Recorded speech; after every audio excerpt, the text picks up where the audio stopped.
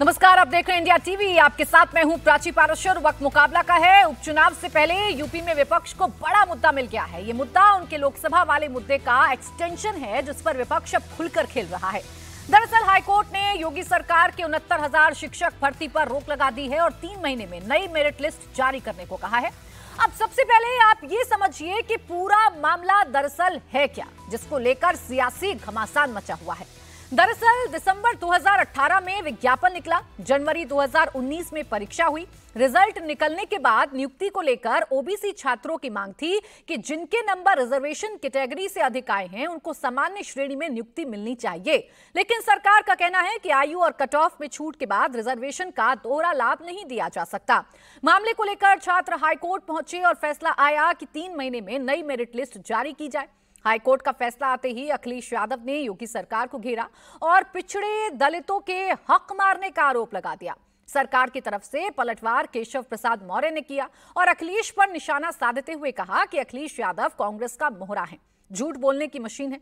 लोकसभा में संविधान पर दुष्प्रचार फैलाया था, अब पीडीए पर झूठ बोल रहे हैं।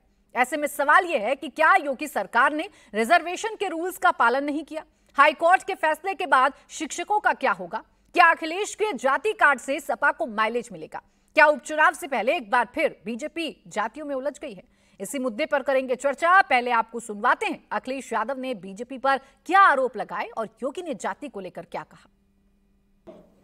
सभी 69,000 वाले बच्चों को माला पहनानी चाहिए कि उनके संघर्ष की वजह से ये परिणाम आया है। बीजेपी की नियत और मंशा हमेशा रही है कि खिलवाड़ हो, लोगों में एक दूरी बने, लोगों में झगड़ा लगे, लोगों में बंटवारा हो, लोगों के बीच में खाई पैदा हो। घोटाला और घपला किया है, इस सरकार की जिम्मेदारी है। आरक्षण से खिलवाड़ सरकार ने की है और सरकार अपना भ्रष्टाचार, अपना गलत काम छिपाने के लिए बच्चों के भविष्य से खिलवाड़ कर रही थी। ये मुख्यमंत्री की जिम्मेदारी है। प्रधानमंत्री मोदी जी को जब कहा गया कि देश के अंदर जातिवाद की राजनीति है, आपका इसमें क्या कहना है, तो मोदी जी ने कहा कि मेरे लिए तो देश में केवल 4 जातियां हैं। 4 जाति को उन्होंने ज्ञान के रूप में कहा। यह भारत का मूल है और इसके सशक्तिकरण के लिए हमें कार्य करना है। इसमें उन्होंने कहा, एक है गरीब की, दूसरा है अन्नदाता किसान की, तीसरा है युवा की और चौथी जाति है आधी आबादी नारी की। अब देखिए, हाईकोर्ट के इस फैसले का स्वागत सरकार भी कर रही है, विपक्ष भी कर रहा है, लेकिन विपक्ष तीखे सवालों के साथ अब सरकार के सामने है। सवाल उठाए जा रहे हैं कि बीजेपी की मंशा क्या आरक्षण में कटौती करने की थी। इसी पर करेंगे चर्चा की शुरुआत। हमारे साथ हैं खास मेहमान राकेश त्रिपाठी, प्रवक्ता भारतीय जनता पार्टी, अनिल दुबे, प्रवक्ता आरएलडी, अनुराग भदौरिया, प्रवक्ता समाजवादी पार्टी और सतीश प्रकाश, राजनीतिक विश्लेषक हमारे साथ हैं। आप सभी का बहुत बहुत स्वागत है। राकेश त्रिपाठी जी, आप ही से शुरुआत कर रही हूं। ऐसे फैसले आपकी सरकार क्यों लेती है जिसे बाउंस बैक का सामना करना पड़ जाता है? नहीं, सरकार के फैसले पे बाउंस बैक का मसला नहीं है। ये पूरी भर्ती प्रक्रिया जब शुरू हुई है, इसकी पृष्ठभूमि में आपको जाना पड़ेगा। इससे पहले समाजवादी पार्टी की सरकार ने जब 1,47,000 शिक्षा मित्रों को गलत तरीके से समायोजित करते हुए पूरी भर्ती प्रक्रिया को ताक पर रख देने का काम किया था, जिसको ऑनरेबल सुप्रीम कोर्ट ने रद्द किया और उसके बाद सुप्रीम कोर्ट ने कहा कि आप इन पदों पर भर्ती लेकर के आइए। उत्तर प्रदेश की योगी आदित्यनाथ सरकार तब तक बन चुकी थी और उत्तर प्रदेश की योगी सरकार ने इसको 2 पार्ट में अलग अलग भर्ती करने का काम किया। इन भर्तियों में शिक्षा मित्रों के समायोजन की भी शर्त थी और इन भर्तियों में जो रिक्त पद है उनको भर्ती करने के लिए सुप्रीम कोर्ट, हाईकोर्ट की जो अपेक्षा थी उसके अनुपालन में उत्तर प्रदेश की सरकार ने पहले 68,500 और उसके बाद 69,000 की भर्ती हम लेकर के आए। 68,500 की जब भर्ती लेकर के आए थे, तभी उस समय प्राप्त कितने अंक पर पासिंग मार्क्स मिले, इसको लेकर के अभ्यर्थियों ने आवाज उठाई। उत्तर प्रदेश की योगी आदित्यनाथ सरकार से प्रतिनिधिमंडल मिला और योगी सरकार ने प्रतिनिधिमंडल के साथ बातचीत करने के बाद पासिंग मार्क्स में परिवर्तन करने का काम किया, जिसको लेकर के कुछ अभ्यर्थी फिर कोर्ट में गए और कोर्ट में जाकर के उस पर स्टे करा दिया। ये पूरी भर्ती प्रक्रिया के अलग अलग चरणों में अलग अलग हिस्सों पर बार बार अभ्यर्थियों के द्वारा कोर्ट को अप्रोच किया गया है और कोर्ट ने अलग अलग समय पर अलग अलग आदेश किए हैं। कोर्ट के आदेशों का अनुपालन करने का काम उत्तर प्रदेश की योगी आदित्यनाथ सरकार करती रही है। जैसी जैसी अपेक्षा कोर्ट ने की है, हम उसके अनुरूप आचरण करते गए हैं। हमें 6800 ओबीसी के अभ्यर्थी के लिए कोर्ट के ओर से डायरेक्शन हुआ, 6800 की एक नई सूची जारी करके जिस पर ओबीसी के अभ्यर्थियों को हमने पुनः एक बार नियुक्ति देने का काम किया, लेकिन फिर उसको डबल बेंच में चैलेंज किया गया और डबल बेंच ने भी उसको भी रद्द करने का काम किया और यह अपेक्षा की है कि इस पूरे मामले में एक नए सिरे से नई सूची जारी की जाए। यह पूरा मामला बहुत कॉम्प्लेक्स है, इसमें कई प्रकार की लीगल विषय साथ में जुड़े हुए हैं। हम इसलिए उत्तर प्रदेश की योगी सरकार, आज हम जब चर्चा कर रहे हैं तो इस समय विधिक परामर्शों के साथ, बेसिक शिक्षा विभाग के अधिकारियों के साथ मुख्यमंत्री जी स्वयं इस मामले में बातचीत कर रहे हैं और जो भी समाधान इसमें हो, जो हाईकोर्ट ने आदेश किया है, जो इससे पहले सुप्रीम कोर्ट का आदेश हुआ है, इन सबका अनुपालन करते हुए उत्तर प्रदेश में किसी भी मामला कॉम्प्लेक्स है, अन्याय ना होने पाए, इसका हम प्रयास करेंगे। ये मामला कॉम्प्लेक्स है, आपने इसका बैकग्राउंड बताया, कोई भेदभाव हम करें ऐसा नहीं हो सकता है। आपने इसका बैकग्राउंड बताया, वो बैकग्राउंड मैं भी जानती हूं। क्या हुआ इस पूरे मामले में, कैसे शिक्षक जो थे, जो अभ्यर्थी थे, वो कैसे सड़कों पर आए, कैसे उन्होंने प्रदर्शन किए, क्या उन्होंने आंदोलन किए, क्या उनकी मांगे थी, ये तो सबके सामने है। मेरा सवाल सिर्फ इतना भर था ना कि ऐसे फैसले क्यों लिए जाते हैं या ऐसे कदम क्यों उठाए जाते हैं कि आपको कोर्ट से झटका लग जाता है। अब गड़बड़ियां हुई होंगी, जब ही तो कोर्ट ने कहा ना कि आप नई मेरिट लिस्ट जारी करिए। नहीं, कोर्ट ने अलग अलग समय पर अपने ही आदेशों को परिवर्तित किया है। कोर्ट में जो सिंगल बेंच का ऑर्डर है डबल बेंच में परिवर्तित हो जाता है, डबल बेंच का ऑर्डर कई बार सुप्रीम कोर्ट में परिवर्तित हो जाता है। तो इसलिए कोर्ट का आदेश कोई अंतिम आदेश नहीं होता है और कोर्ट ने जो कहा है, क्या उसके बाद भी संभावनाएं कोई विधिक बची रहती हैं, इनको भी हमेशा आकलन के दायरे में रखा जाता है। हम स्पष्ट तौर पर इतनी बात कह रहे हैं कि उत्तर प्रदेश में कोई पिक एंड चूज तरीके से भर्ती हम नहीं कर रहे हैं। हाँ। किसी जाति को फायदा पहुंचाने वाली भर्ती हम नहीं कर रहे हैं। हम चाहते हैं कि उत्तर प्रदेश के जो विद्यार्थी बेसिक शिक्षा के हैं, जो बेसिकली गरीब परिवारों से हैं, पिछड़े दलित परिवारों से हैं, इन परिवार के विद्यार्थियों के लिए योग्य शिक्षक मिले। अच्छा, इतना बता दीजिए, चलिए इतना बता दीजिए, single bench, double bench, supreme court, ठीक है सर, हमारे कोर्ट के आधार पर फैसले हो जाते हैं, सरकारें उनको मानती हैं, कई बार उन्हें उच्च न्यायालय में भी चैलेंज किया जाता है। चलिए इतना बता दीजिए, ये जो भर्तियां हुई थी इसमें गड़बड़ी है कि नहीं है, ये मानते हैं आप कि नहीं मानते हैं?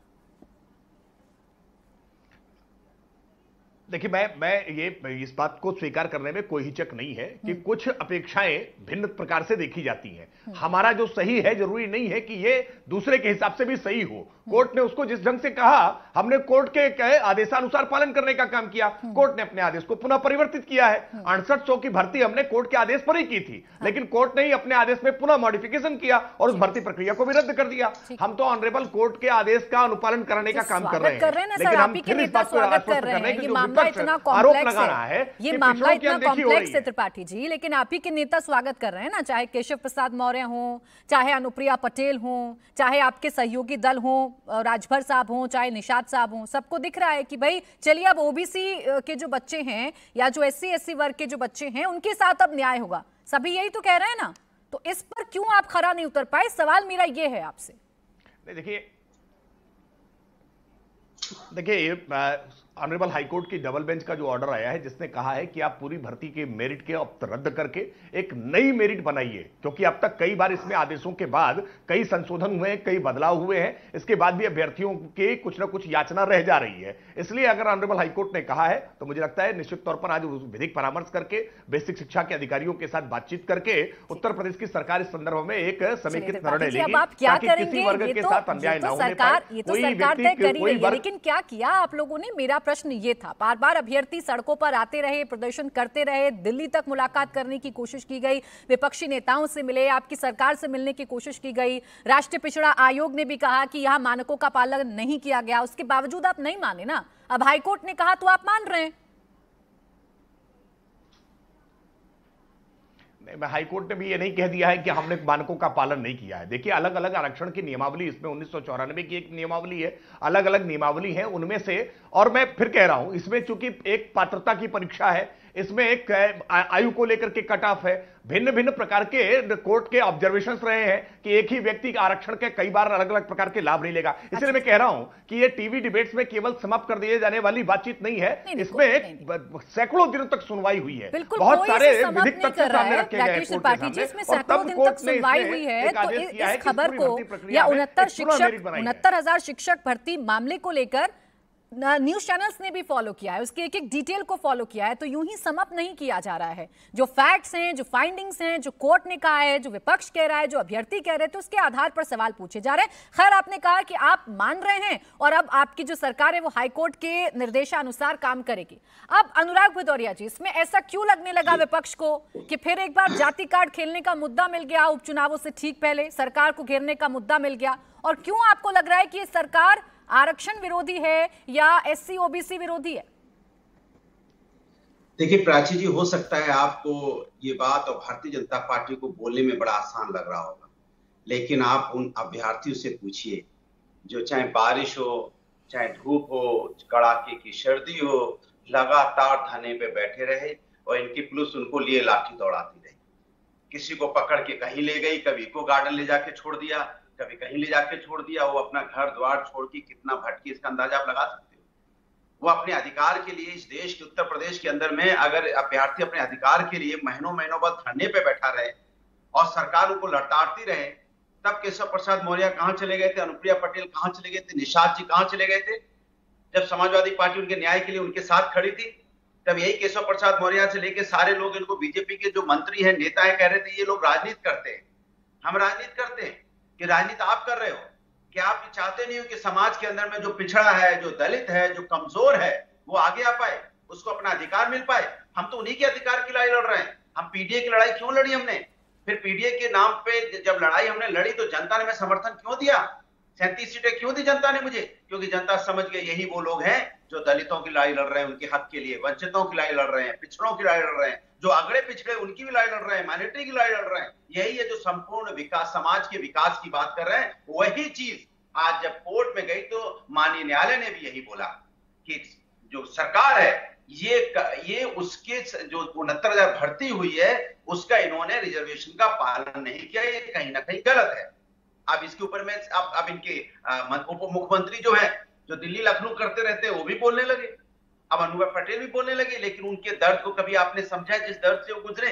तो क्या हमें अपना अधिकार लेने के लिए इतने धरने करने पड़ेंगे, इतना हमें संघर्ष करना पड़ेगा, तब युवाओं को अपना अधिकार मिलेगा, पिछड़े दलितों को अपना अधिकार मिलेगा? उधर कह रहे हैं कि 4 जातियां होती हैं, एक गरीब, किसान, युवा, महिला। अरे भैया, उन जातियों का भी तो सम्मान आपने नहीं किया।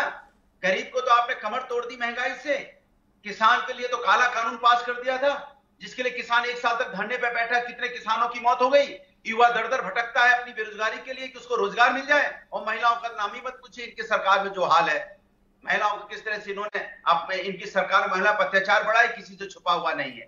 तो ये किस पे बात करते मुझे समझ में नहीं आता। दूसरी बात, ये तो जो बिल बनाते भी है ना, जैसे आपने प्राची जी से पूछा था कि आपने बिल बनाया, इन्होंने बुलडोजर भी भेज देते हैं कई बार। जब समाजवादी पार्टी उनके अधिकार के लिए बस्तियों में जाके लेट जाते हैं, उनके अधिकार के लिए, लोगों के लिए, अधिकार के गरीबों के लिए लड़ते हैं, तब बुलडोजर वापस जाता है, तब कहते नहीं अब नहीं चलेगा। लेकिन अनुराग भदौरिया जी, इस मामले के इतिहास में जाएं तो इस गलती की शुरुआत तो आपकी सरकार से हुई थी ना। वो जो फैसला लिया गया था 1,37,000 पदों के लिए, उसे रद्द किया गया था ना कोर्ट की तरफ से। क्या पता है, सुन लीजिए ना, सुन लीजिए, भारतीय जनता पार्टी के साथ दिक्कत क्या है कि जनता ने इनको नकार दिया है। तो कहां चले जाते पता है? 1947, 1950, 2012, 2010। अरे भाई, आपको जनता ने चुना था, आप जनता के हक की बात करेंगे क्या? अब आप यहाँ इतिहास गिनाएंगे सुबह से लेकर शाम तक। युवा भटकता है, आप बुलडोजर ले जाके उनके बस्तियों में चला दोगे। अरे उस समय 1947 में तो हुआ था। अरे यहाँ बुलडोजर चला दे रहे हो आप, लोगों की बस्तियां उजाड़ दे रहे हो। जब आप ठीक है अनुराग भदौरिया जी, यानी मैं इतिहास ना देखूं, चलिए बात आपकी ठीक है, इतिहास कब तक सरकार दिखाती रहेगी, प्रेजेंट पे कब तक बात नहीं करेगी, लेकिन बात तो करनी पड़ेगी ना। मुद्दे की शुरुआत कब से हुई, कैसे हुई, क्यों हुई, कोर्ट ने क्या कहा, क्या गलतियां आपसे हुई थी, क्या गलतियां इनसे हुई थी। खैर, आपने जो आरोप लगाए जवाब ले लेती हूँ। राकेश त्रिपाठी जी, क्या गलत कह रहे हैं अनुराग भदौरिया जी? उन बच्चों के संघर्षों को तो याद करना पड़ेगा ना, जो सड़कों पर आए थे, धूप हो, बारिश हो, कैसा भी मौसम हो, लाठियां खा रहे हैं, वो बस एक उम्मीद में बैठे हैं कि कोई नेता उनकी सुन ले। आखिरकार हाईकोर्ट ने उनकी बात सुनी। देखिए प्राची जी, आपके सवाल वाजिब होंगे, आपके सवालों का निश्चित तौर पर एक लोकतंत्र में जवाबदेह सत्ता के नाते हम जवाब भी देंगे। लेकिन सूप बोले तो सूप, ये चलनी भी बोले जिसपे 72 छेद, ये समाजवादी पार्टी को कोई नैतिक अधिकार है क्या इस तरह की बात करने का, जिसके समय में 4 भर्ती आयोगों के अध्यक्षों को हाईकोर्ट के द्वारा हटाना पड़ा? उत्तर प्रदेश में यूपी पीएससी के अध्यक्ष किस प्रकार से अनिल यादव जैसे भ्रष्ट व्यक्ति को बैठा करके उत्तर प्रदेश में 86 पीसीएस में से 56 केवल एक जाति के बना देने वाले, ये पीडीए का राग अलपने वाले। अनुराग भदौरिया, मैं जानता था हल्ला करना शुरू करोगे क्योंकि संवाद नहीं करना चाहते हो, जानते थे कि जैसे ही पोल खोलना शुरू करूंगा वैसे ही शोर मचा करके किसी तरह से आवाज दबाने की कोशिश करोगे। लेकिन अनुराग भदौरिया, तुम्हारे हथकंडे नहीं चलने वाले हैं। तुम्हारा चेहरा दुनिया के सामने काला है कि समाजवादी पार्टी ने पीडीए के नाम पर सत्ता में रहते हुए कैसे एक जाति के लोगों को उत्कृष्ट करने का काम किया था, कैसे भाई भतीजावाद के आधार पर करने का काम किया था। समाजवादी पार्टी की सरकार में 27% ओबीसी को भी यही जगह नहीं मिली है भर्तियों में। कहिए तो आंकड़े बता दूं, आप कहिए तो उत्तर प्रदेश लोक सेवा आयोग के आंकड़े बताऊं। अभी आंखों के सामने अंधेरा छा जाएगा। अनुराग भदौरिया, आपने उत्तर प्रदेश के नौजवानों को राकेश त्रिपाठी जी, भूल गए क्या? दोनों ना एक एक करके बात करेंगे तो अच्छा रहेगा ना। अनुराग भदौरिया जी, आपको अभ्यर्थियों की चिंता है, सरकार को अभ्यर्थियों की चिंता है, तो दोनों एक एक करके बात करते हैं। जो कह रहे हैं राकेश त्रिपाठी जी, आप सुन लीजिए, उसके बाद आप जवाब दे दीजिएगा। सीधा आपके पास आऊंगी। आप त्रिपाठी जी बोलिए, ये सवाल तो वाजिब है ना कि कब तक पीछे की सरकारों को देखकर आप अपनी गलतियों पर पर्दा डालते रहेंगे? देखिए, ये टीचर्स भर्ती के मामले को हमेशा जब भी चर्चा करनी पड़ेगी तो 1,37,000 जो शिक्षा मित्रों के गलत तरीके से किए गए समायोजन के साथ सुप्रीम कोर्ट ने जिसको निरस्त किया, शिक्षा मित्रों की उस पीड़ा पर मरहम लगाना भी उत्तर प्रदेश में योगी आदित्यनाथ सरकार का दायित्व था। उनको समायोजित करने का दायित्व ये आपका फैलाया हुआ रहता था अनुराग भदौरिया, जिसको समेटने के लिए उत्तर प्रदेश के विद्यार्थियों को इतना कष्ट सहना पड़ा है, प्रतिभागियों को इतना कष्ट सहना पड़ा है। आप तो केवल वोट बैंक के लालच में ग्राम शिक्षा समिति की ओर से नामित किए गए शिक्षा मित्र को आपने बिना मानकों का पालन करते हुए, बिना नियमों का पालन करते हुए शिक्षक बना करके वोट बैंक बनाने का जो एक प्रयास किया था ना, उसके कारण बेसिक शिक्षा की दुर्गति हुई थी। उत्तर प्रदेश में बहुत परिश्रम करके योगी आदित्यनाथ सरकार ने आज बेसिक शिक्षा की दशा सुधारने का काम किया। एक मिनट, गलत किया समाजवादी पार्टी ने, कोर्ट की तरफ से उनका जो फैसला था वो रद्द हो गया, तो क्या उनकी गलतियों से आप सीखेंगे या वही गलतियां आप दोहराएंगे? आप भी क्यों ऐसे फैसले ले रहे हैं या क्यों ऐसे कदम उठा रहे हैं कि आप कोर्ट में जाकर आपके फैसले ना टिक पाएं? आप सीखेंगे ना पिछली सरकारों से कि ये गलतियां हम ना दोहराएं। नहीं, मैं बिल्कुल स्पष्ट तौर पर कह रहा हूं, उत्तर प्रदेश की सरकार ने तो एक खराब जो नींव खोदी गई थी ना, उस पर हमको भवन बनाना था। हम कैसे भवन को मजबूत करें, क्योंकि नींव बहुत खराब करके ये गए थे। हमने हर संभव प्रकार के पिलर लगा करके उसको ठीक करने का प्रयास किया है। बावजूद इसके अगर कहीं कोई खामी हुई है तो हमने समय समय पर उसको सुधार करके ठीक करने का काम किया है। हम ऑनरेबल हाईकोर्ट के, ऑनरेबल सुप्रीम कोर्ट के निर्णयों का सम्मान करते हुए किसी वर्ग के साथ अन्याय न होने पाए इसका प्रयास किया है। लेकिन पिछड़ा वर्ग की उपेक्षा का जो आरोप समाजवादी पार्टी सहित विपक्ष लगा रहा है, ये आईने में अपनी शक्ल देखे कि समाजवादी पार्टी ने कैसे अपने समय में उत्तर प्रदेश लोक सेवा आयोग के अध्यक्ष किस तरह से भर्ती करने का काम किया था। और 86 में से 56 एसडीएम क्या एक जाति के नहीं भर्ती करने का काम किया था? आपके लिए पिछड़ा बिरादरी में केवल एक जाति महत्वपूर्ण हो गई थी। आपने उत्तर प्रदेश की सारी भर्ती व्यवस्थाओं को ताक पर रख देने का काम किया था। ठीक है। त्रिपाठी जी जो कह रहे हैं वो पूरी भारतीय जनता पार्टी कह रही है, केशव प्रसाद मौर्य भी कह रहे हैं कि आपका ये जो पीडीए है ये धोखा है, और ये धोखा अब जनता जान चुकी है उत्तर प्रदेश की। देखिए, वही तो मैं कह रहा हूं ना, जब ये हार गए, जब इनको 37 सीटें मिली, इनको लगा कि जब समाजवादी पार्टी को 37 सीटें मिल गई, इनको 33 मिली, तो इनको लगा अरे बाप रे बाप, हम जो समाजवादी समाज के अंदर में जो सामाजिक न्याय की बात कर रही है, जो पिछड़ों के न्याय की बात कर रही है, कमजोरों के न्याय की बात कर रही है, जो संपूर्ण समाज के विकास की बात कर रही है, वही सच है। हम लोग गलत रीत पे जा रहे हैं, गलत नीतियां, हमारी नीतियां गलत है।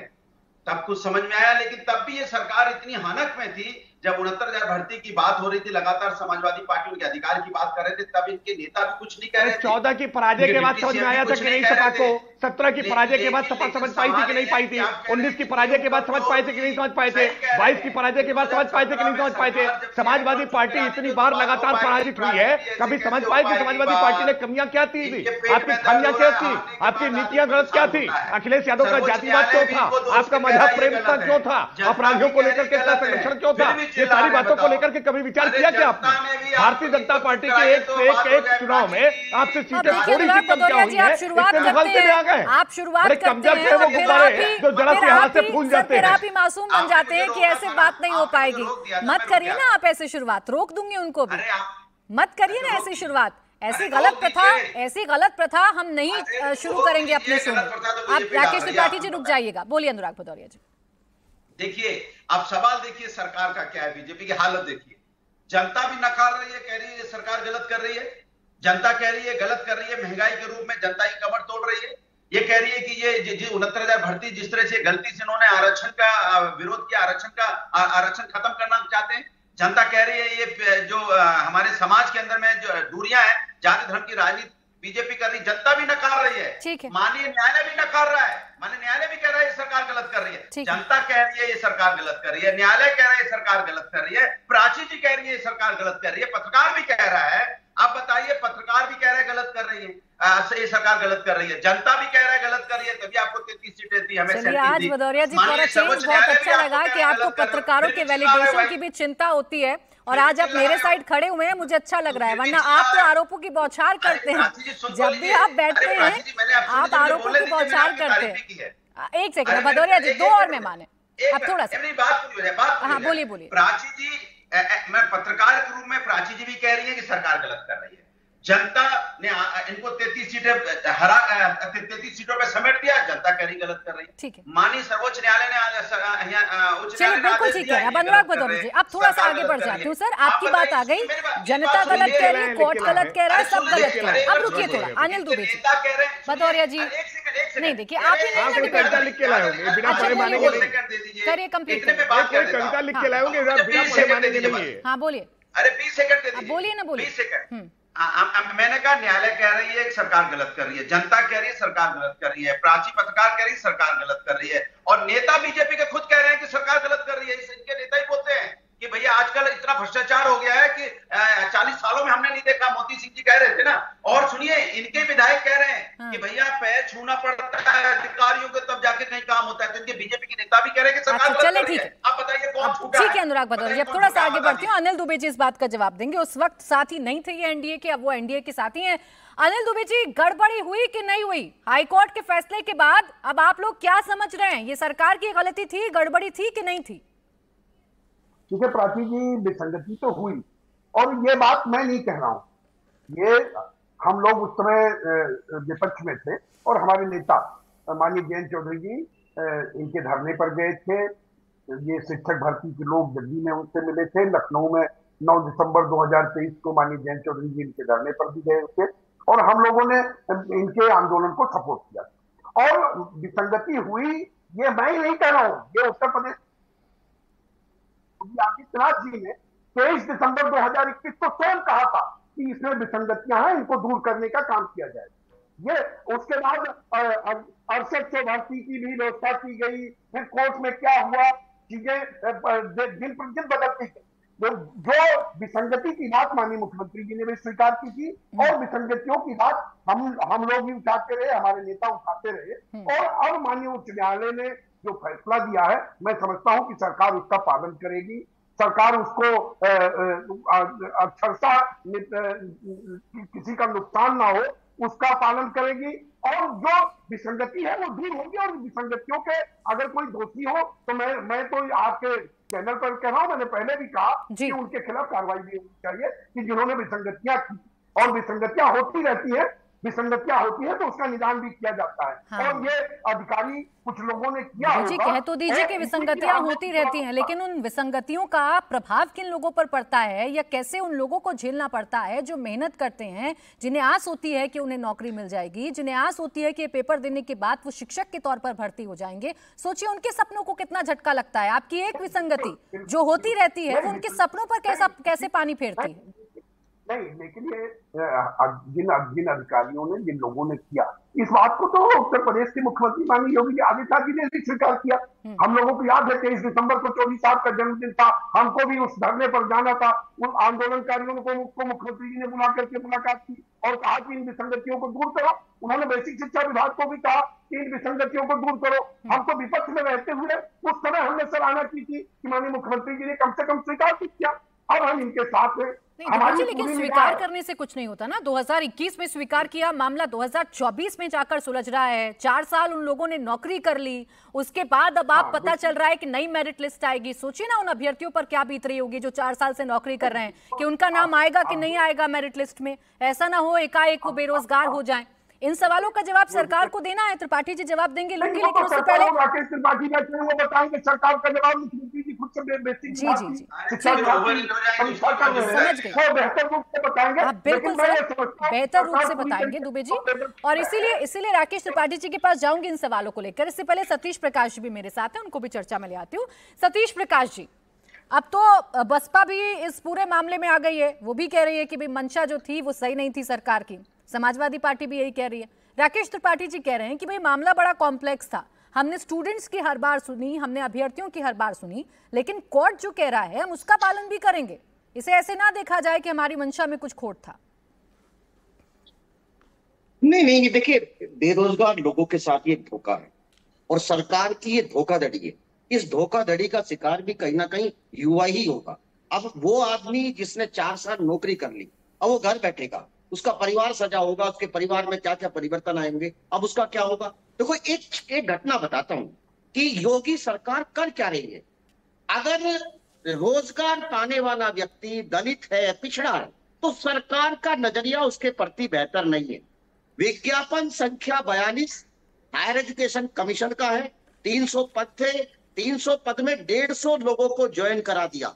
अभी भी 7 साल हो गए, 150 लोगों को उत्तर प्रदेश सरकार ने ज्वाइन नहीं करा। बाकायदा 6 महीने पहले हाईकोर्ट, उत्तर प्रदेश हाईकोर्ट ने हायर एजुकेशन कमीशन को लिखा कि आखिर जिस विज्ञापन के आधे लोगों ने ज्वाइन किया है, आधे लोगों को क्यों ज्वाइन नहीं करा, और सरकार किसको ज्वाइन कराती है ये भी बताओ। यही योगी सरकार 720 लोग जो निश्चित मानदेय पे काम करते थे, ना उन्होंने कोई परीक्षा दी, ना उन्होंने कोई इंटरव्यू दिया, उसके अंदर एक भी दलित नहीं था, एक भी पिछड़ा नहीं था। सरकार ने 4 साल 5 साल पहले बाकायदा उनकी नियुक्ति इसलिए कर दी कि वहां सरकार एक वर्ग विशेष को कहीं ना कहीं लाभ देना चाहती थी। उसी विज्ञापन के अंदर से, उन्हीं निश्चित मानदेय के अंदर से एक अपर्णा मिश्रा करके एक महिला थी, जिनके कहीं ना कहीं गोरखपुर के आसपास बड़ा अच्छा खासा प्रभाव रहा। वहां से सरकार के ऊपर उन्होंने दबाव बनाया और उन लोगों को कहीं ना कहीं नियुक्ति नहीं दी। 2 चीजें बताता हूं, 150 लोगों में 7 लोगों के तलाक हुए, 2 लोगों को हार्ट अटैक हुआ और 1 आदमी ने आत्महत्या करी।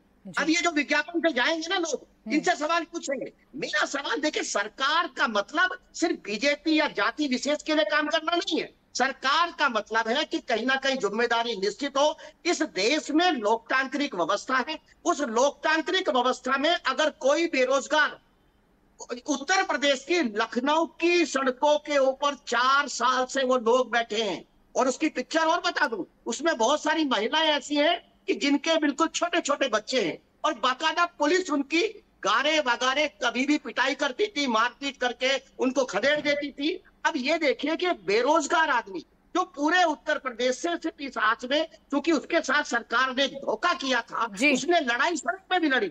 अगर मेरठ का कोई व्यक्ति अगर लखनऊ जाना पड़ जाए महीने में 2 बार, तो उसके कितने पैसे लगते हैं। बेरोजगार आदमी के पास रोजगार नहीं है, लेकिन उसको एक आस है। और एक चीज और कहूंगा कि माननीय सर्वोच्च न्यायालय या माननीय जो न्याय व्यवस्था है, उनको भी ये ध्यान रखना चाहिए कि 4 साल तक न्याय को ये डिसाइड करने में ये लंबा समय है। कहीं ना कहीं इससे सरकार एक नए रास्ते बनाती है।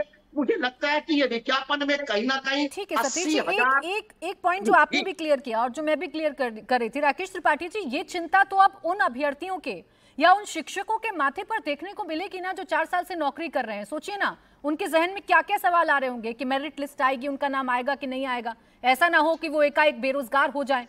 तो इसे आप कैसे एक्सप्लेन करिएगा? ये गलती नहीं है, त्रुटि नहीं, तो फिर क्या है? देखिए प्राची जी, निश्चित तौर पर जिस दिन से यह निर्णय आया है उसके बाद से ये चिंता की लकीरें उन अभ्यर्थियों के माथे पर जरूर है जो सेलेक्ट होकर के 4 वर्षों से नौकरी कर रहे हैं। लेकिन आपके चैनल के माध्यम से आश्वस्त कर रहा हूं, किसी वर्ग के साथ कोई अन्याय नहीं होने पाए। उत्तर प्रदेश की योगी सरकार कोई ना कोई ऐसा समेकित निर्णय लेकर के आएगी जो समायोजन के माध्यम से हो या नई भर्ती निकाल करके उसमें समायोजित करने के माध्यम से हो, किसी भी प्रकार से कोई वर्ग उपेक्षित ना होने पाए, किसी के साथ अन्याय ना होने पाए। मानवीय दृष्टिकोण से उत्तर प्रदेश की योगी आदित्यनाथ सरकार इस संदर्भ में निर्णय करेगी। निर्णय कैसे होगा वो अभी चूंकि मुख्यमंत्री जी बेसिक शिक्षा विभाग के अधिकारियों के साथ और विधिक परामर्शदाताओं के साथ बैठ करके संवाद कर रहे हैं, हम इसका एक समाधान निकालेंगे। लेकिन सतीश प्रकाश जी ने जितने सारे आरोप लगाए हैं, ये सारे आरोप लगाते समय तथ्यात्मक त्रुटियां हैं और मैं पूछ रहा हूं, बहुजन समाज पार्टी की सरकार के समय में किस प्रकार से केवल जाति विशेष को लाभ देने का प्रयास किया जाता रहा है। मैं समाजवादी पार्टी की सरकार में 86 में से 56 एसडीएम बाकायदा सूची देकर के बता रहे कि यूपीपीएससी ने किस तरह से घपला करने का काम किया है। इन सारी बातों को सतीश प्रकाश जी मौन साध कर बैठे। उत्तर प्रदेश में योगी आदित्यनाथ सरकार आने के बाद से किसी भी भर्ती कोई भाई भतीजावाद नहीं है, कोई जातिवाद नहीं है, कोई पैसे के आधार पर नहीं, पारदर्शिता की दी है। अगर कहीं कोई विधि के आधार पर सवाल खड़े हुए हैं, हाईकोर्ट और सुप्रीम कोर्ट मामला गया है। एक सेकंड रुक जाइए सतीश प्रकाश जी। देखिए एक दूसरे के बीच में जब बोलते हैं सतीश प्रकाश जी, थोड़ी आवाज कम कर दीजिए सतीश जी की सुन नहीं रहे। सतीश जी आप पहले ये सुनिए, जब हम एक दूसरे के बीच में बोलते हैं ना सर, दर्शक कुछ समझ नहीं पाते हैं, आपकी चिंता दर्शकों तक जा नहीं पाती है, तो थोड़ा सा पेशेंस रखना होगा। त्रिपाठी जी को बोलने दीजिए एक बार, उसके बाद आपके जो आरोप हैं, आपके जितने सवाल हैं आप कर लीजिएगा। अब राकेश त्रिपाठी जी, ये नौबत क्यों आई ना, मैं तो ये जानना चाह रही हूँ। इतनी मजबूत आपकी सरकार है, आप उदाहरण देते हैं 2017 से लेकर 2022 तक का आप उदाहरण देते हैं, इतनी मजबूत सरकार है, ये मजबूत सरकार इतनी बड़ी गलती कैसे कर गई? एक मिनट पूछिएगा, अरे पूछिएगा। देखिए इसको देख रहे वो दर्शक, जिन दर्शकों का इन भर्ती प्रक्रियाओं से सरोकार नहीं है, मैं विशेष तौर पर उनके लिए जानकारी के लिए स्पष्ट तौर पर इस बात को कहूंगा, और मुझे इस बात को कहने में कोई संकोच नहीं है कि कुछ लोग एक नेक्सस बना करके, जिसमें कुछ कोचिंग संस्थान भी साथ शामिल होते हैं जो प्रतियोगी परीक्षार्थियों की तैयारी करवाते हैं, कुछ प्रतियोगी अभ्यर्थियों के साथ एक नेक्सस बनाते हैं, और कोई भी भर्ती हो, चाहे वो पुलिस की भर्ती हो, लेखपाल की भर्ती हो, वो शिक्षक की भर्ती हो, किसी भी प्रकार की भर्ती को कोर्ट में ले जाकर के मामले को सबजुडिस कराने के लिए तरह तरह के यत्न करते हैं। और दुर्भाग्य यह है कि न्यायिक प्रक्रिया का, जो हमारी उदार न्यायिक प्रक्रिया है, उसका बेजा इस्तेमाल करके हर भर्ती प्रक्रिया में कई प्रकार की अड़चनें उत्पन्न करने का काम करते हैं। आप अगर ऐसी बात करेंगे तो मुझे हाईकोर्ट से लेकर के सुप्रीम तक, ये कोर्ट तक ये मामला कई बार गया करेंगे तो मैं जरूर सरप्राइज हो जाऊंगी। आप तो लॉ को मुझसे ज्यादा जानते हैं ना, आप तो ज्यादा समझते हैं हमारी न्यायिक प्रक्रिया क्या है। कोर्ट में क्या कोई बात ऐसे ही प्रूफ हो जाती है? तथ्य रखे जाते होंगे ना, तब तो जाके न्यायालय कोई फैसला लेता है ना। नहीं ऐसे प्रूफ नहीं, मैं न्यायपालिका के ऊपर कोई आक्षेप नहीं कर रहा हूं। हाँ। देखिए कुछ ना कुछ तथ्य और तर्क गढ़ करके न्यायपालिका में मामलों को उलझाने का प्रयास तो किया ही जा सकता है ना। न्यायपालिका सबकी बात सुनने के लिए, स्वीकार करने के लिए बैठती है कि इनकी बात सुनी जाए। इस प्रक्रिया में कई बार प्रक्रियात्मक चूक हो जाती है, कई बार प्रक्रिया लंबी खिंच जाती है। तथ्य को गढ़ा जा रहा है तो कोर्ट में वो खारिज हो जाता है, आप जानते हैं ये बात।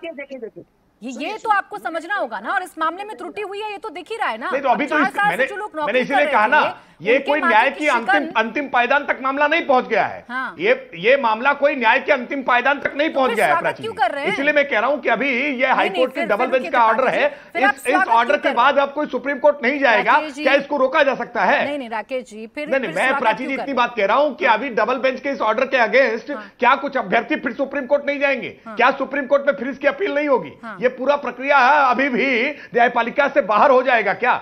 ये इसलिए कह रहा हूं कि ये कॉम्प्लेक्स संरचना है, इसमें कुछ विधिक चूकें होती हैं जिनका लाभ कहीं ना कहीं कुछ अभ्यर्थी लेकर के और इसको मामले को निगरान करने का प्रयास करते हैं। भाषा में समझाने की कोशिश हम लोग कर रहे हैं, और हम ये जानने की कोशिश कर रहे हैं कि भाई अब सरकार करेगी क्या? वो 4 साल से जो लोग नौकरी कर रहे हैं उनका क्या होगा? भदौरिया जी, कॉम्प्लेक्स मामला है कह रहे हैं राकेश त्रिपाठी जी, और इसकी क्या गारंटी है कि कोई अभ्यर्थी कोर्ट ना जाए, सुप्रीम कोर्ट? देखिए उनकी मानसिकता देख लीजिए, पिछड़ा विरोधी, दलित विरोधी, क्या मानसिकता है। कह रहे हैं कि अभी सुप्रीम कोर्ट के दरवाजे खुले। अरे भैया हाथ जोड़ के आपसे निवेदन है, हाथ जोड़ के निवेदन है, कम से कम आप हमने हमारे सरकार के नहीं खुले, अभ्यर्थी कोई जाएगा, ये समाजवादी पार्टी वाले करवा देंगे, ये अनुराग भदौरिया कुछ लोगों को फंड कर देंगे, ये पैसा दे देंगे कुछ लोगों को, अभ्यर्थियों को, जाओ जाओ सुप्रीम कोर्ट चले जाओ, इस भर्ती को पूरा ना होने दो ताकि हमको राजनीति करने का अवसर मिलता रहे। हाईकोर्ट ने जो ऑर्डर दिया उस पर यकीन कीजिए। नहीं, भारतीय जनता पार्टी ने नहीं कहा है, ये झूठ मत फैलाओ। अनुराग भदौरिया ऐसे ही झूठ फैलाते हो, ये झूठ अभी आपका इंडिया टीवी पे देख रहे दर्शक जान रहे हैं। भारतीय जनता पार्टी ने एक बार भी नहीं कहा है कि हम सुप्रीम कोर्ट जा रहे हैं, लेकिन हम इस बात को कह रहे हैं कि अगर कोई अभ्यर्थी सुप्रीम कोर्ट जाएगा तो क्या उसको जाने से कोई रोक पाएगा? और समाजवादी पार्टी फंड करके भेज देगी, क्या इसको लेकर के भी आश्वस्त होकर कह सकते हैं कि सपा ऐसा कुछ चक्र नहीं रचेगी, ऐसी साजिश नहीं करेगी? राकेश त्रिपाठी जी, देखिए अमूमन मुझे अनुराग भदौरिया जी को बार बार रोकना पड़ता है, आज मुझे आपको रोकना पड़ रहा है। आज अनुराग भदौरिया जी पेशेंसली सुन रहे हैं आपकी बातों को, लेकिन आप बार बार बीच में आ जा रहे हैं। प्लीज थोड़ा सा पेशेंस रखिए। मैंने नहीं कहा है कि सरकार इसमें सुप्रीम कोर्ट जा रही है। हाँ ठीक है सर, मैं क्लियर कर देती हूँ, मैं त्रिपाठी जी क्लियर कर देती हूँ। भदौरिया जी, राकेश त्रिपाठी जी ये कह रहे थे कि कोई अभ्यर्थी अगर सुप्रीम कोर्ट चला जाएगा तो कोई रोक थोड़ी ना पाएगा उसको, सरकार नहीं जा रही है। इनकी मानसिकता देखिए कैसी है। ये सर्वोच्च न्यायालय की माने सुप्रीम कोर्ट जाने की सोच रहे हैं। माने आप पिछड़ा, दलित, अल्पसंख्यक, कमजोर व्यक्ति को न्याय मिल जाए, उसका रिजर्वेशन अधिकार मिल जाए, जाने के लिए सोच रहा है भाई। मैंने कहा क्या सरकार जा रही है? झूठ क्यों फैला रहे भाई अनुराग भदौरिया? शर्म नहीं आती? कमाल की बात करने लग गए। मतलब इतना संघर्ष। अनुराग भदौरिया के कान में भी समस्या है और दिमाग में भी समस्या है, नहीं इन्हें सुनाई पड़ रहा है, नहीं इन्हें समझ में आ रहा है। सर्वोच्च न्यायालय कमाल है भैया, ये असली चेहरा। तो बोलो अपने केशव प्रसाद मौर्य डिप्टी सीएम को। मैंने कहा ना अनुराग भदौरिया, अपने कान का भी इलाज कराओ और दिमाग का भी इलाज कराओ, लेकिन ये मुंह का भी साथ साथ में इलाज कराओ। लगातार बोलते रहते हो, इसमें सुनते नहीं हो, समझते नहीं हो। मत पाइए। जब सर्वोच्च न्यायालय और सुप्रीम कोर्ट जाने की बात कर रहे हो तो केशव प्रसाद मौर्य जी, हम आपसे कह रहे हैं, अनुप्रिया पटेल जी, निषाद जी, घड़ियालू आंसू मत बहाइए। जब सुप्रीम कोर्ट जाने की सोच रहे हो तो फिर कैसे आप कह रहे हो कि नहीं नहीं नहीं हम तो इस अनुराग भदौरिया का ईयरपीस निकल गया, मुझे लगता है शायद इन्हें सुनाई नहीं पड़ रहा है। अनुराग भदौरिया शायद सुन नहीं पाए हैं या जानबूझ करके कुटिलतापूर्ण तरीके से जैसे अफवाहें फैलाने का काम चुनाव में कर रहे थे, वैसे ही अफवाह फैलाने के लिए इंडिया टीवी के मंच का इस्तेमाल कर रहे हैं। नहीं राकेश त्रिपाठी जी, देखिए सब सुनाई आ रहा है अनुराग भदौरिया जी को। अनुराग भदौरिया जी जानते हैं कि कब कैसे गोल करना है। अनुराग भदौरिया जी फिर स्पष्ट कर देती हूँ, राकेश त्रिपाठी जी ने कहा था कि कोई अभ्यर्थी अगर चला जाए, सरकार तो आगे अब कदम उठाएगी, समीक्षा की जाएगी, मेरिट लिस्ट कैसे बनाई जाए, जो 4 साल से लोग नौकरी कर रहे हैं उनके साथ कुछ गलत ना हो जाए, इस तरफ अब आगे बढ़ रही है। वो अभ्यर्थी की बात कर रहे थे सर, सरकार की नहीं। यही तो मैं आपसे कहता हूँ, ये कैसे समाज के अंदर में झगड़ा लगाते हैं। सोचिए, पहले आपने उनको नौकरी दी, जिनको नौकरी दी वो भी समाज के लोग हैं, अब आप उनकी नौकरी छीनोगे। इसके मतलब आप दो वर्गों के बीच में आपने यहाँ डिस्प्यूट पैदा किया ना। अगर पहले आपने रिजर्वेशन के जो नॉर्म से मान लेते तो आज किसी प्रकार का कोई झगड़ा नहीं था। ये इसी को कहते हैं भारतीय जनता पार्टी का डिवाइड एंड रूल। समाज के अंदर में झगड़ा लगाओ, राज करो। हटाओ ऐसी पार्टी को, देश से हटाओ, प्रदेश से हटाओ, जो समाज में बांट के राजनीति करना चाहती है, जो किसी की नौकरी, किसी का अधिकार छीनती है, फिर किसी को देती है, फिर उसका अधिकार छीनती है, फिर किसी को देती है, फिर दो लोगों के बीच में समाज के अंदर में दरार पैदा करती है। ये दरार पैदा करने वाली सरकार है, ये लोगों का अधिकार छीनने वाली सरकार है। ऐसी सरकार का समाज में रहने का कोई अधिकार नहीं है जो डिवाइड एंड रूल की बात करती हो। आज मैं आपसे पूछ रहा हूँ, जो यहाँ पे बिल्कुल बात सही है, पहले आपने उनको नौकरी दी, क्यों दी आपने? आरक्षण का आपने जो वहां पे नियमावली थी क्यों नहीं मानी? आपने क्यों नहीं आरक्षण के हिसाब से नौकरियां या रिजल्ट निकाला?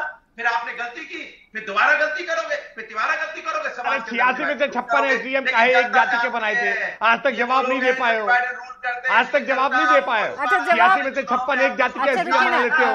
अनुराग आज अनुराग भदौरिया जी देखिए रुकेंगे नहीं। राकेश त्रिपाठी जी, मुद्दा आपने दिया है उनको।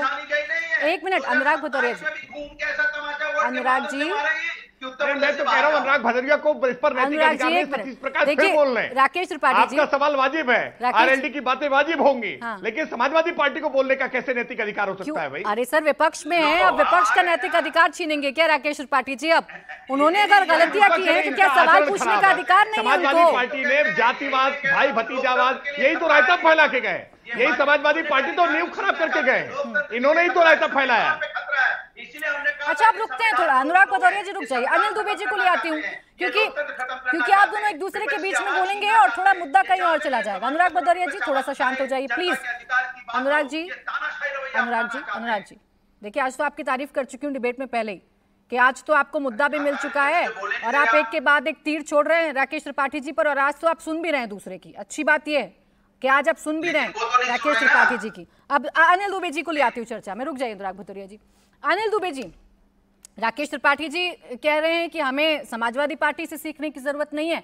समाजवादी पार्टी ये कह रही है कि भाई आपने गलतियां तो की हैं, मान तो आप भी रहे कि गलतियां तो की हैं ना सरकार ने। जब आपको दिख रहा था, आप साथ में भी आए, तब आपने इस तरफ इशारा नहीं किया सरकार को?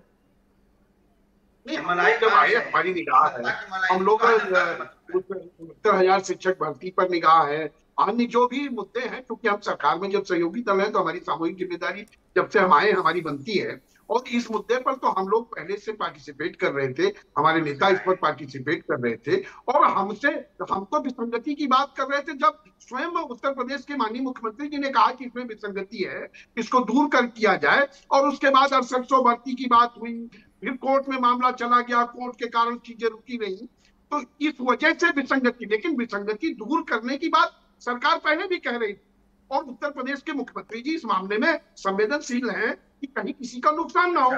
अब माननीय उच्च न्यायालय का निर्णय आया है और मैं समझता हूं कि सरकार उस निर्णय को लागू करने का काम करेगी। अनुराग भदौरिया जी जो राकेश त्रिपाठी जी की बात में सुन रहा था, अनुराग भदौरिया जी कह रहे हैं कि सुप्रीम कोर्ट सरकार जाएगी, कहीं सरकार तो सुप्रीम कोर्ट नहीं जा रही है।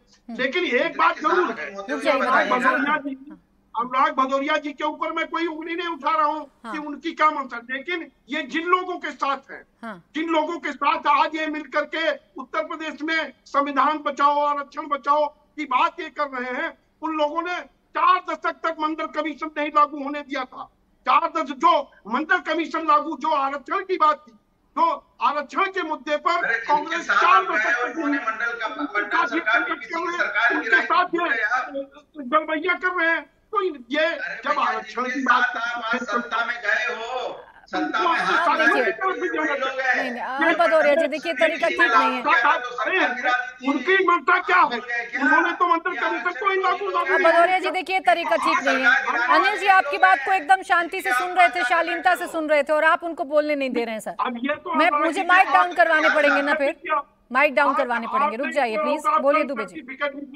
सुन रहे थे लेकिन देखिए क्या है। अच्छा दुबे जी मेरे सवाल का जवाब तो दीजिए। आपको चिंता थी, आप लोग तो जो धरना कर रहे थे अभ्यर्थी उनसे भी मिले थे, आपके नेता मिले थे, आपको पता था कि इसमें विसंगति हो रही है। मुख्यमंत्री के बयान की आप याद दिला रहे हैं 2021 में उन्होंने जो दिया था। आप जब से साथ आए हैं, जब से आप एनडीए के सहयोगी हुए हैं या सत्ता में साझी हुए हैं उत्तर प्रदेश में खासकर, आपने मुद्दा उठाया क्या ये सरकार के सामने? कभी बोला सरकार को आपने? मुद्दा जो प्रॉपर फोरम पर है वहां पर तो बात हो ही नहीं थी कि भाई 69,000 शिक्षक भर्तियां जो हैं इनको इनके साथ न्याय किया जाए। प्रॉपर फोरम पर हमारे नेता माननीय जयंत चौधरी जी लगातार बात कर रहे थे। और हम जब सरकार में है तो हम किसानों के मुद्दे पर, छात्रों के मुद्दे पर, नौजवानों के मुद्दे पर अब मैं जवाब देती हूँ। राकेश त्रिपाठी जी चलिए ठीक है, समाजवादी पार्टी अब रुक जाइए। समाजवादी पार्टी चलिए ठीक है अपने राजनीतिक हितों को साध रही है या राजनीति कर रही है जैसा आपका आरोप है। अब अनिल दुबे जी तो नहीं करेंगे ना, उनको तो अपनी सरकार की भी चिंता है, अपने गठबंधन की चिंता है। उनको साफ साफ दिख रही है विसंगतियां थी और वो कह रहे हैं हम तो उठाते रहे इस मामले को, आप लोगों ने आंख बंद कर ली थी क्या? देखिए प्राची जी, हमने स्वीकार किया ना कि 6800 जो नई भर्ती उसमें हमने ओबीसी के अभ्यर्थियों के लिए पुनः सूची जारी की थी ना। ये आखिरकार अगर कोर्स करेक्शन नहीं होता, हमने इसको ठीक नहीं किया होता, विसंगति को दूर करके प्रयास करते हुए 6800 भर्ती न की होती तो हम पर आरोप होता। 6800 की भर्ती तो हमने फिर की, लेकिन फिर ऑनरेबल कोर्ट ने उसको भी रोक देने का काम किया। हम इसीलिए कह रहे हैं ना कि इस पूरे मामले को लेकर के हाई कोर्ट से लेकर के सुप्रीम तक, कोर्ट तक, सिंगल बेंच से लेकर के डबल बेंच तक यह मामला कई बार गया है, अलग अलग कोर्ट के डायरेक्शन हुए हैं और कोर्ट जैसा जैसा डायरेक्शन करती रही हम वैसा अनुपालन कराते रहे। अब डबल बेंच ने फिर आदेश किया है कि पूरी भर्ती प्रक्रिया को रद्द करते हुए फिर से पुनः एक बार इसकी मेरिट नहीं बनाई जाए। उत्तर प्रदेश की सरकार इसका पूरा आकलन करेगी और निश्चित तौर पर जैसा ऑनरेबल हाईकोर्ट की मंशा है उसका अनुपालन सुनिश्चित कराते हुए, ताकि किसी वर्ग को किसी प्रकार की कोई समस्या ना हो और अनुराग भदौरिया को बिल्कुल ये अवसर ना मिले कि ये राजनीति करें कि कुछ लोग नौकरी से हटा दिए गए हैं, उनके बहाने फिर ये कहीं ना कहीं राजनीतिक रोटी सेकने ना आ जाए। इसका एक समेकित समाधान करने का काम उत्तर प्रदेश की योगी सरकार करेगी। मैं आपके चैनल के माध्यम से देख रहे वो दर्शक जो अभ्यर्थी हैं उन सबको आश्वस्त कर रहा हूं। ठीक है, एक बात तो बताइए राकेश त्रिपाठी जी, जब कोर्ट के हिसाब से आपकी सरकार काम कर ही लेती है, आप 6800 की भी बात कर रहे हैं कि आप जब अभ्यर्थियों ने आपसे बात की तो आप लोगों ने उसमें भी चेंजेस किए, इसमें गड़बड़ी है कि नहीं है? मुहर तो लगा रहे ना आपके अपने नेता केशव प्रसाद मौर्य, तो ओबीसी SC ST वर्ग की जीत बता रहे हैं ना इसको, यानी उनको भी कुछ ना कुछ तो दिख रहा था, तभी तो कोर्ट के फैसले का एकदम दिल खोल कर स्वागत किया है उन्होंने। देखिए मुझे लगता है कि कोर्ट ने जब इस बात को कहा है कि इस पूरे मामले की पुनः एक बार मेरिट बनाई जाए तो जो खामियां, कमियां, शिकायतें, अभ्यर्थियों की याचनाएं हैं उन सबको एक बार दुरुस्त करने का अवसर बनेगा। मुझे लगता है इसलिए सबने इसका स्वागत किया है। हमारे अलायंस पार्टनर से भी स्वागत किया है, पार्टी के भीतर से भी इसको स्वागत किया गया है और इसीलिए आज इसके विधि परामर्शदाताओं के साथ एक बार बातचीत करके, बेसिक शिक्षा अधिकारियों के साथ एक बार बातचीत करके इसका एक समाधान निकालने पर अपनी पार्टी के नेताओं की, अपने गठबंधन दलों की, तो कोर्ट से शायद ये किरकिरी ना होती और अनुराग भदौरिया जी को मौका ना मिलता एक के बाद एक बाउंसर फेंकने का आपके ऊपर। अगर आप सुन लेते केशव प्रसाद मौर्य जी तो चिंता में रहे होंगे जो इस तरीके से स्वागत कर रहे हैं। आपने सुना नहीं क्या फिर? नहीं, मैं तो फिर कह रहा हूं, अभी भी इसके बाद भी मैं प्राची जी कह रहा हूं, अभी भी शंकाओं का समाधान पूरी तरह से हो जाएगा ऐसा नहीं है, क्योंकि कोर्ट में अभी भी विकल्प लोगों के पास खुले रहेंगे, लोग फिर जाएंगे। हम कोशिश ये करेंगे कि अब कोई विकल्प ना बनने पाए, एक ऐसा समाधान हो जाए जो हाईकोर्ट से लेकर सुप्रीम कोर्ट तक सब जगह एक्सेप्ट हो जाए। हम ऐसा प्रयास करेंगे, इसीलिए उत्तर प्रदेश के मुख्यमंत्री जी ने एक बड़ी बैठक के संदर्भ में एक महत्वपूर्ण बैठक बुलाई है। तो फिर ऐसे फैसले लिए क्यों जाते हैं ना कि कोर्ट में आप चैलेंज करें, अभ्यर्थी असंतुष्ट हो जाएं, सड़कों पर बैठ जाएं। चलिए कुछ तो आप नेक्सस की बात कर रहे हैं, लेकिन जो लोग संघर्ष कर रहे थे उनका संघर्ष तो कम से कम आप लोग देखते ना कि वो संघर्ष क्यों कर रहे हैं, वो क्यों बैठे हुए हैं, वो क्यों धूप में या बारिश में या लाठियां खा रहे हैं, ये तो कम से कम सुन लेते ना आप एक बार।